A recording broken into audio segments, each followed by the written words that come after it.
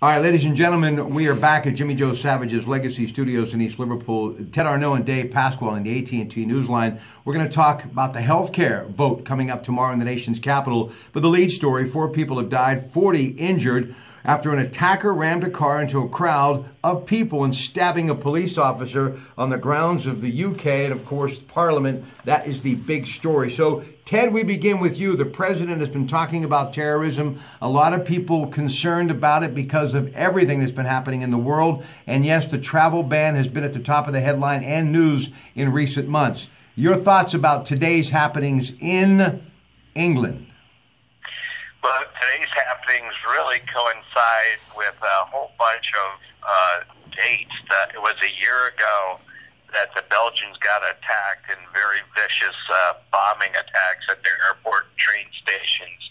It's also the first announcement that Americans are really starting to help with Syrians in taking back Raqqa from ISIS. So ISIS has been publishing a lot of "don't come to Syria to try and fight the enemy in their own lands," using, believe it or not, trucks and knives. So this is something that is very systemic in what ISIS is planning with respect to attacks on the West. Now, Dave, recent news also, the president wanting to ban electronics from certain countries in the Middle East and North Africa, and the UK, meaning Prime Minister Theresa May and others, considering the same thing. Do you think this is going to even heighten the alert and also make a lot of these countries step up as far as actually taking a little bit more time and thought into what's happening worldwide with terrorism, especially after today's news at the Parliament in the UK?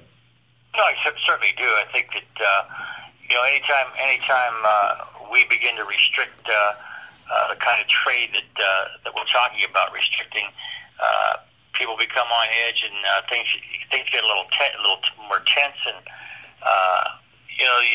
the world situation just gets a little scarier. I mean, the Middle East bothers me a great deal. I'm more concerned about North Korea.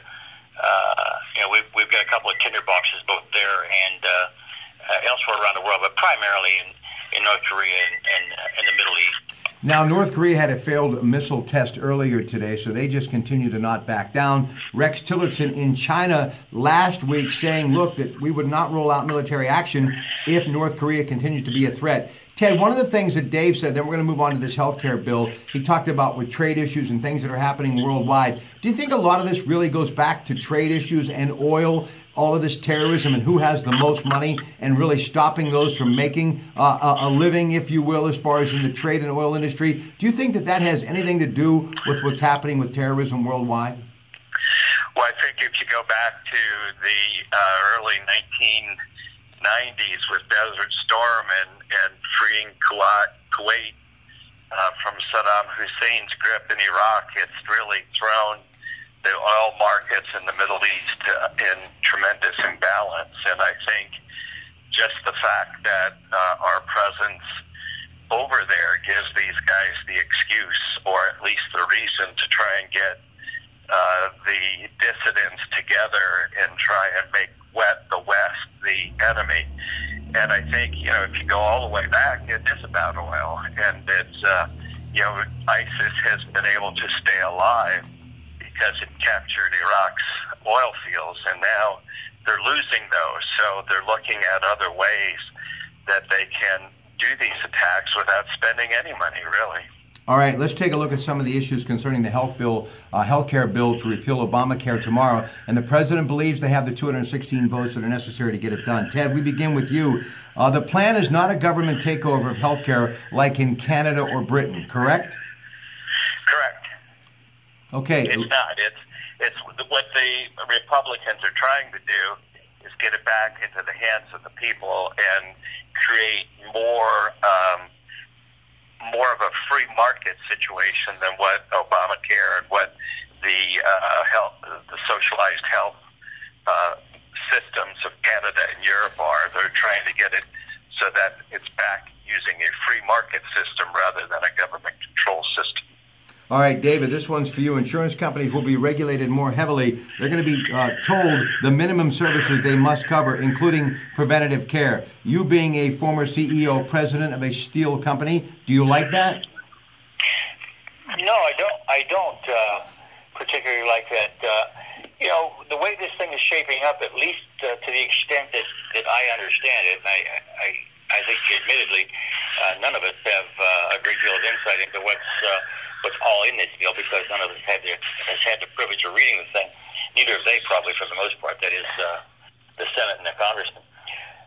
But you know, reducing this bill looks like it's going to be reducing subsidies to all Americans, and by this process, younger Americans are going to be eligible for, I guess, $2,000 in credits, while older Americans are going to top out at around $4,000 to pay for these new programs according to the plan.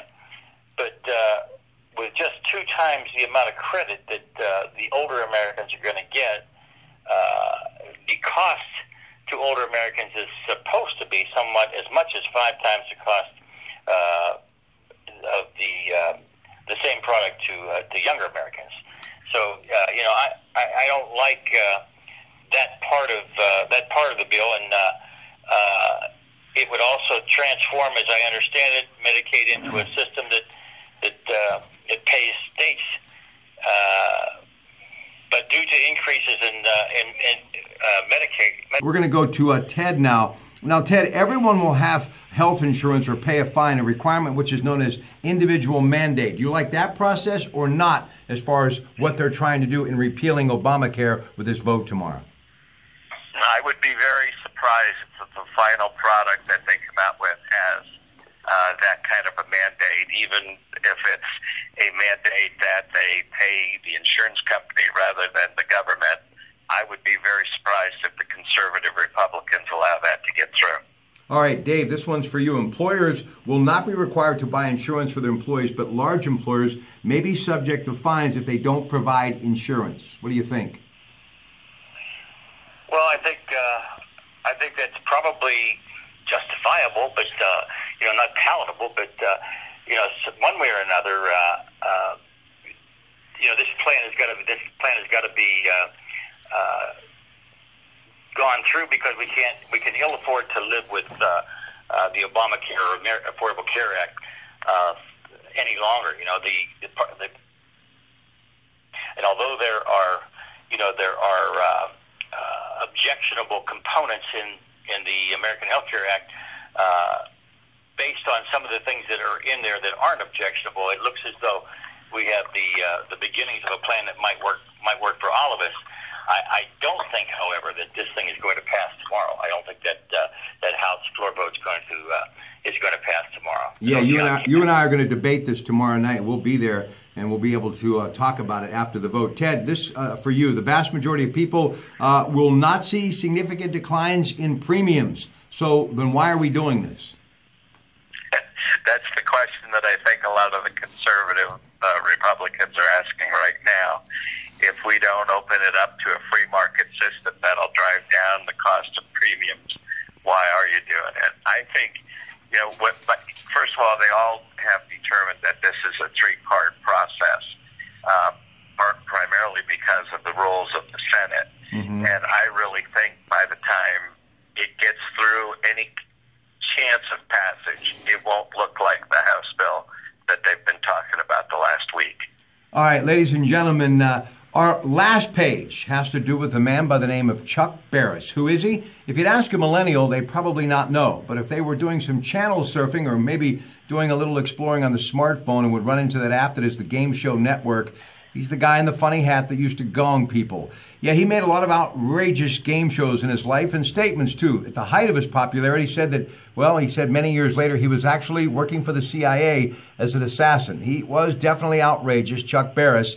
But if you ask anybody, when it comes to the history of game shows, there was no one that did it better. I mean, if you could talk to some of the greats like, well, Bob Eubanks, Newlywed Game, a game that he started and founded, meaning Chuck Barris. The Dating Game, another one of his games. Or even some of the great hosts such as Peter Marshall from Hollywood Squares, or even the great Bob Barker from The Price is Right, Gene Rayburn from The Match Game. All of them would say the same thing, and you could put it in terminology just as though you were playing a match of tennis with Chuck Barris. That was one of his favorite pastimes, and you may remember he usually had that tennis racket in his hand when he came out in those wild outfits with the wild talent and those great eclectic group of guest hosts that would be with him.